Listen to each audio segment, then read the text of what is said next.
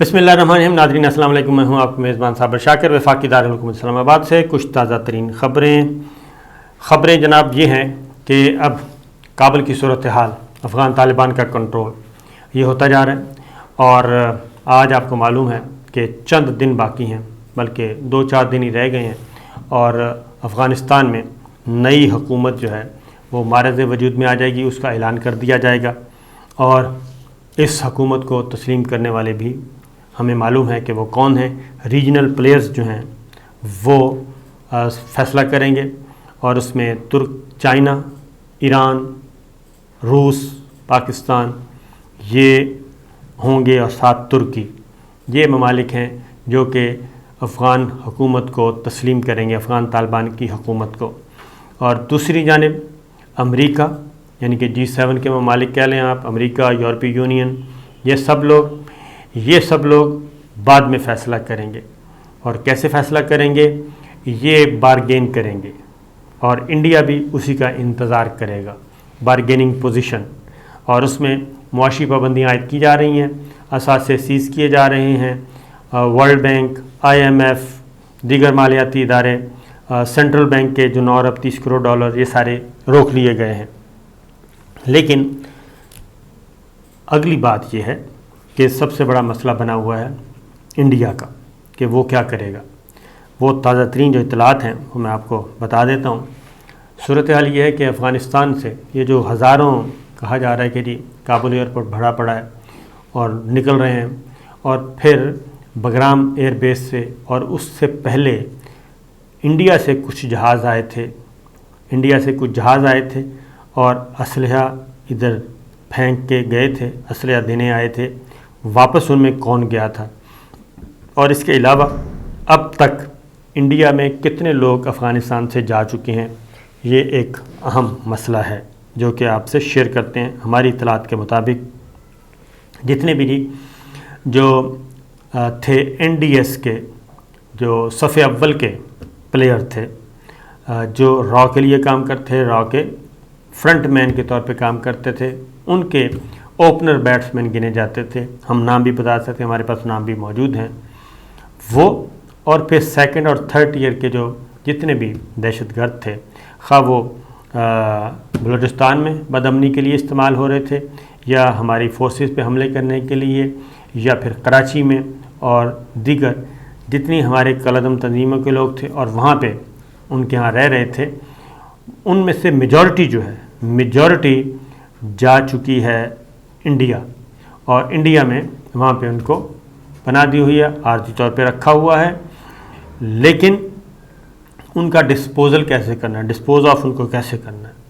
उनका मुस्तकबिल क्या होगा, ये एक मसला बना हुआ है। और उसमें वजह यह है कि अब उनको नेशनैलिटी दी नहीं जा सकती, यानी कि उनको पासपोर्ट इशू नहीं किए जा सकते, क्योंकि मुसलमानों को जो उनका रजिस्ट्रेशन एक्ट है, जो कानून नाफिज किया उन्होंने मोदी सरकार ने, उसके तहत किसी भी मुसलमान को अब वहाँ की शहरियत नहीं दी जा सकेगी, पासपोर्ट वहाँ का नहीं दिया जा सकेगा इंडिया का। ये एक मसला बना हुआ है। दूसरा, एक और कोशिश की जा रही है इंडिया की तरफ से, और वो ये कोशिश की जा रही है क्योंकि अमेरिका सरकार ने भी कहा है कि अपने मामलात अफ़गान तालिबान के साथ सीधे करें और वहाँ से स्पेस बनाएं। दूसरी जानिब रूस के सदर जो पुतिन हैं, उन्होंने भी इंडिया से ये वार्न किया है, ख़बरदार किया कि आपकी जो पॉलिसी है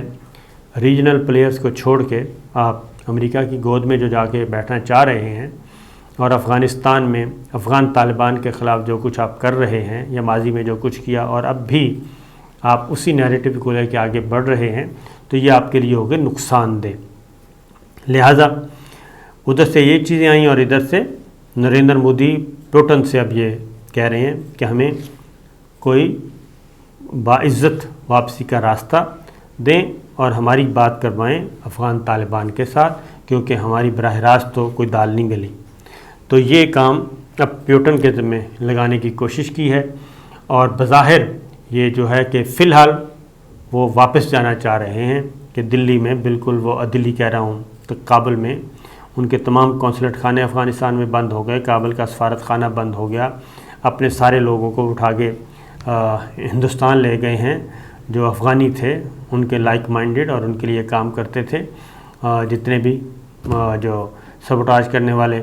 کام تھے وہ سارے وہ کرتے تھے۔ ان کا لک آفٹر کا مسئلہ، ان کا فردر کہاں پہ رکھنا ہے، کیا ساری عمر انڈیا میں رکھنا ہے، یہ ساری چیزیں ان کے لیے وبال جال بنی ہوئی تھی۔ پھر اندر ایک لڑائی شروع ہو چکی ہے انڈیا کے اندر، جیسے ادھر امریکی اسٹیبلشمنٹ کے درمیان، اسی طریقے انڈیا میں بھی یہی کام ہو رہا ہے۔ تو اب روس کے ذریعے، ماسکو کے ذریعے واپس گھسنا چاہ رہے ہیں، لیکن اس کے بدلے میں ظاہر ہے ماسکو کو کچھ دینا پڑے گا۔ اور ماسکو اور چائنا آپ کو معلوم ہے کہ آج کل ایک ہیں، اور چائنا کے مفادات کو ہٹ کیے بغیر یا چائنا کے مفادات اگر متاثر ہوتے ہیں تو اس کو بھی روس نہیں چاہے گا کہ چائنا کو ناراض کر کے انڈیا کو افغان طالبان کے تھرو کیا جائے۔ یہ ساری جو چیزیں ہیں یہ اب ہو رہی ہیں۔ دوسری جانب جو امریکہ سرکار ہے وہ بھی یہ کام کر رہی ہے، اور اس میں بھی ایک اور بات بھی جو ملی ہے، کیونکہ آپ کو یہ آپ نے مختلف تصویریں دیکھیں اور جو رپورٹس آ رہی ہیں کہ جتنے بھی افغانستان سے انخلا کیا جا رہا ہے لوگوں کا، اور اس میں بہت سارے لوگوں کو قطر، کویت اور اس طرح کے ممالک میں رکھا جا رہا ہے، یو اے ای، تو وہاں پہ ان کو باہر نہیں نکلنے دیا جا رہا، اور وہاں پہ وہ ان کا کوئی پرسان حال نہیں ہے۔ اصل میں شاید اب تو نہیں، ان کو اندازہ ہے کہ ان میں یہ سارے کے سارے کو پوتر نہیں ہیں، یہ وہ لوگ ہیں جو کہ بین الاقوامی فورسز کے ساتھ مل کے بہت سارے ڈسٹرکٹیو قسم کے کام بھی یہ کرتے رہے ہیں، اور ان پہ کوئی اعتبار نہیں کر سکتا۔ ادھر پریزیڈنٹ ٹرمپ نے بھی یہ کہا ہے کہ ان کو آپ امریکہ میں لا کے بسا کے، یہ قابل اعتبار نہیں ہیں، یہ افغان انہوں نے ہمیں شکست دی ہے اور یہ انہی کا خون ہے، تو ان کو بھی آپ ادھر نہ آنے دیں۔ تو یہ وہاں پہ بھی یہ چیزیں چل رہی ہیں، لیکن جو ابھی تک صورتحال یہ ہے، اب دیکھتے ہیں کہ افغان طالبان کس حد تک آتے ہیں، کیونکہ جو انڈین میڈیا ہے اور انڈین نیریٹو ہے وہ تو پوری دنیا میں وہی جا رہا ہے کہ وہ سپورٹ کر رہے ہیں شمالی اتحاد کو، احمد مسعود کو، اور احمد مسعود کی کامیابی کی خبریں جو ہیں وہ بریکنگ نیوز کے طور پہ نشر کی جا رہی ہیں۔ پھر ایک اور اطلاع بھی آئے کہ یہ دلی سرکار جو سوچ رہی ہے اور اس کے ساتھ موجود ہیں، کیونکہ امریکہ، G7، یہ سارے یورپی یونین یہ پابندیاں عائد کریں گے، لیکن ساتھ ہی کچھ کوشن رکھیں گے انڈائریکٹلی ان کو سپورٹ کرنے کی، کہ یہ بالکل ہی ہاتھ سے نہ نکل جائیں اور یہ ساری جو سپیس ہے وہ چائنا اور رشیا نہ لے جائے اور ایران نہ لے جائے، کیونکہ ایران نے مفت تیل کی فراہمی شروع کر دی ہے افغان طالبان کو اور ان کی ضروریات پوری ہو رہی ہیں۔ تو یہ ساری چیزیں بڑی مزے کی چل رہی ہیں، کوئی فائدہ کوئی نقصان، تو گڑبڑ کہیں بھی کسی وقت بھی ہو سکتی ہے۔ تو افغان طالبان کا معاملہ جو لیٹسٹ ہے جی وہ یہی ہے کہ پنشیر بہرحال ابھی تک گلے کی ہڈی بنا ہوا ہے، اور احمد مسعود ابھی تک جو آخری اطلاع کے مطابق وہ کچھ ڈیمانڈز زیادہ کر رہے ہیں۔ وہ کہتے ہیں کہ ہم مرکزی حکومت کے تابع تو ہو سکتے ہیں، لیکن اس کے بدلے میں ہمیں کچھ وزارتیں، امپورٹنٹ وزارتیں چاہیے، اور وہ اہم وزارتیں ہوں گی تو ہم آپ کی حکومت کو مانیں گے۔ اب یہ پراکسی جو ہے وہ وہاں سے شروع کی جا رہی ہے، تو افغان طالبان کے لیے بڑا امتحان ہے کہ وہ مستقبل میں کیا کریں گے۔ اور اگلی بات جو میں آپ کو بتانے چاہ رہا تھا کہ یہ ایک پیکج تھرو انڈیا آفر کیا جائے گا افغان طالبان کو، کہ ہمارے پاس 2 ارب 3 ارب ڈالر کا، کہ جتنے بھی ہمارے پروجیکٹس چل رہے ہیں انڈیا کے زیر تکمیل ہیں وہ ہم سب کرتے ہیں، ان کو پورا کرتے ہیں، اور اس کے ساتھ ہی کوئی ذرا میل ملاپ، اور اس کے بدلے میں وہ کہے گا کہ ہمیں قونصلیٹ خانے کھولنے کی اجازت دی جائے، اور یہ ایک ادروائز ایک پیکج تیار کیا جا رہا ہے۔ تو افغان طالبان کا بھی مستقبل میں امتحان ہے اور انڈین سرکار کا بھی، اور دیکھنا یہ ہے کہ اس میں معاملہ کہاں تک جاتا ہے۔ دوسری جانب امریکہ، یورپی یونین اور یہ تمام ممالک، برطانیہ، یہ کیا سوچ رہے ہیں یہ سوچ رہے ہیں کہ جناب اگر افغانستان کو ہم نے بالکل خالی چھوڑ دیا اور ان پر معاشی پابندیاں عائد کیں اور ان سے راہ و رسم نہ بڑھائے تو یہ سب کچھ، بلکہ سب کچھ نہیں، کافی کچھ ان کے ہاتھ سے نکل جائے گا۔ نمبر 1 تو یہ کہ جو اس خطے کو انڈیپینڈنس حاصل ہوگی، خود مختاری حاصل ہوگی، وہ خطرناک ہوگی مستقبل کے لیے۔ اور اگلی بات یہ کہ اس وقت افغانستان میں جی $1 ٹریلین کی معدنی دولت موجود ہے، $1 ٹریلین کی، یعنی 1 ٹریلین سے مراد ہے 1000 ارب ڈالر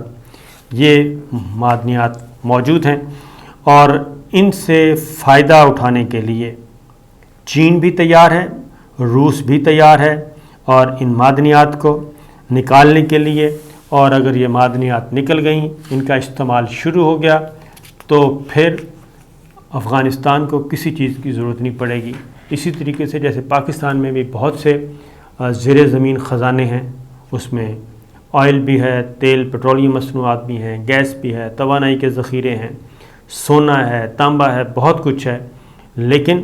اس کو استعمال کون کرے؟ اسی طریقے سے افغانستان میں بھی ایک محتاط اندازے کے مطابق یہ عالمی ایجنسیاں بتا رہی ہیں، ہم نہیں بتا رہے، کہ $1 ٹریلین یعنی کہ 1000 ارب ڈالر کی معدنیات موجود ہیں، اور یہ دنیا کی چند بڑی طاقتوں میں سے ایک ہو سکتی ہے افغانستان، اگر یہ سب کچھ اویل کر لیا جائے۔ اور یہ 2010 میں جی امریکی فوجی ماہرین اور ماہرین ارضیات کی ایک رپورٹ منظر عام پہ آئی ہے، اور جس میں واضح طور پہ بتایا گیا ہے کہ افغانستان جو بظاہر دنیا کے لیے غریب ترین ممالک سے ایک ہے، لیکن اس میں بے پناہ ذخائر زمینوں میں چھپے ہوئے ہیں، اور اس میں لوہا ہے جی، تانبا ہے، لیتھیم ہے، کوبالٹ ہے، اور دیگر نایاب معدنی ذخائر ہیں۔ ایک چیز، دوسری بات یہ کہ اس میں جی فوسل فیول یعنی قدرتی ایندھن بھی شامل ہے، اور پینٹاگون نے افغانستان کو لیتھیم کا سعودی عرب قرار دیا ہے، یعنی کہ آپ دیکھ لیں سعودی عرب کتنا رچ ہے دنیا میں، اور سب سے بڑی سلطنت ہے، طاقتور سلطنت مالی اعتبار سے، تو یہ افغانستان کو بھی سعودی عرب کے برابر کا درجہ دیا جا رہا ہے، اور یہ پیشن گوئی کی گئی ہے کہ اس شورش زدہ ملک میں لیتھیم کے ذخائر بولیویا کے برابر ہو سکتے ہیں، اور لیتھیم الیکٹرانک کاروں، اسمارٹ فونز اور لیپ ٹاپ کی بیٹریوں میں استعمال ہوتا ہے، اور اس کی مانگ سالانہ 20% تک اس میں اضافہ ہو رہا ہے۔ اور یہ ایک چارٹ باقاعدہ طور پہ دیا گیا ہے کہ اس میں کیا کیا ہے۔ دوسری جانب یہ تانبے کی مانگ میں کرونا وائرس کی عالمی وبا کے نتیجے میں معاشی بحالی کے دوران سالانہ 43% اضافہ ہوا ہے، اور مستقبل میں افغانستان کی معدنی دولت کا 1/4 سے زیادہ حصہ تانبے کی کان کنی کی سرگرمیوں کو بڑھانے سے حاصل کیا جا سکتا ہے۔ اب اگلا جو جھٹکا ہے، وہ کھڑکا، وہ ہے چین، دھڑکا لگا ہوا ہے چین کی جانب سے جی۔ گزشتہ ہفتے کے دوران کابل پر قبضے کے بعد مغربی ممالک نے ان کے ساتھ کام نہ کرنے کی دھمکی دی تھی، لیکن چین، روس اور پاکستان اس عسکریت پسند کے ساتھ کاروبار کرنے کے لیے انتظار میں ہے، یعنی کہ افغان طالبان کے ساتھ کام کرنے کے لیے تیار ہیں چین، روس، پاکستان، اور وہ بڑا غیر ملکی سرمایہ کار چین ہے، وہ کہتا ہے جناب ہم موجود ہیں، اور ہم اپنی تمام تر توانائیاں استعمال کریں گے، اور معدنیات سے مالا مال اس ملک کو ہم بھی فائدہ اٹھائیں گے، اور افغانستان کے عوام کو بھی فائدہ اٹھانے دیں گے۔ اور اس سلسلے میں اب یہ مغربی ذرائع ابلاغ کی رپورٹ ہے کہ ملا غنی برادر نے کہا کہ چین کا مستقبل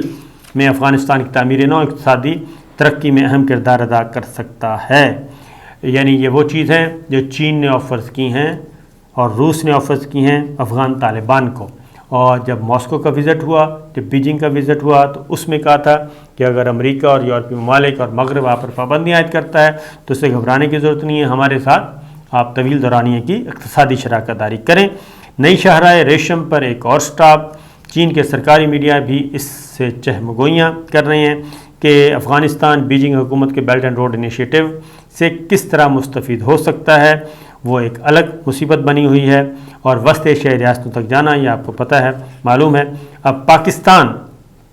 کا مفاد جی، وہ کہتے ہیں کیا ہو سکتا ہے پاکستان کا مفاد؟ آپ کو پتہ ہی ہے جی کہ پاکستان اور افغانستان ایک دوسرے سے جڑے ہوئے ہیں، اور صرف افغانستان درمیان میں، اور اس کے بعد پھر سینٹرل ایشیا ریاستیں اور پوری دنیا تک اقتصادی رسائی شارٹیسٹ روٹ ہے، مختصر روٹ ہے۔ سی پیک افغانستان کی طرف جائے گا۔ تو یہ جتنے بھی ذخائر ہیں، اب امریکہ اور یورپ جو ہے وہ اس مخمصے میں ہیں کہ ان حالات میں طالبان کے ساتھ تعلقات قائم کیے جائیں یا نہ کیے جائیں، افغان طالبان کی حکومت تسلیم کی جائے یا نہ کی جائے۔ تو یہ ساری چیزیں چل رہی ہیں، اور معاملہ وہی ہے کہ دولت دیکھ کے تو رال ٹپکتی ہے۔ تو اس لیے افغانستان کی صورتحال، افغانستان ہی کی نہیں، کسی بھی مسلم ممالک آپس میں متحد ہو جائیں تو میرا خیال ہے کسی تیسری چیز کی ضرورت باقی نہیں بچتی۔ تو یہ ہیں معاملات جناب۔ تو دیکھیے بڑا دلچسپ کھیل ہے، آنے والے دنوں میں اور بھی دلچسپ ہوگا۔ اجازت دیجیے، اللہ حافظ۔